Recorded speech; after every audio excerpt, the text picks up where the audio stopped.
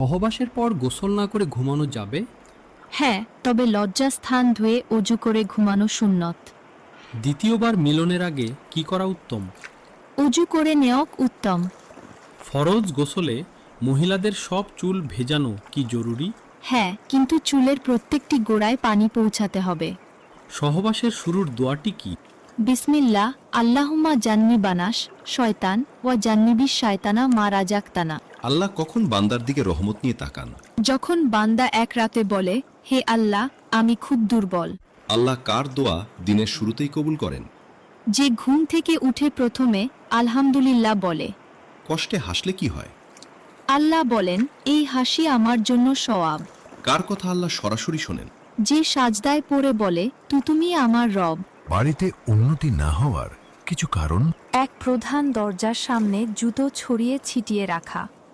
2 সন্ধ্যার সময় ঘর ঝাড়ু দেওয়া। 3 বেশি বেলা পর্যন্ত ঘুমানো। 4 বিছানায় বসে খাবার খাওয়া। 5 সন্ধ্যার সময় শুয়ে থাকা। 6 ভাঙা জিনিস ব্যবহার করা। যে পুরুষ আপনার সামনে তার চোখের জল লোকাতে পারেনি, নিজেকে আর সামলাতে পারেনি, বিশ্বাস করুন এই পৃথিবীতে তার চেয়ে বেশি আপনাকে আর কেউ ভালোবাসতে পারবে না। কারণ একটা ছেলে তখনই কাঁদে যখন তার হৃদয়ের জায়গাটা মজলিসের চেয়েও বড় হয়ে যায়। তার ওই চোখের জলকে অবহেলা করবেন না, ওইটাই তার খাঁটি ভালোবাসা।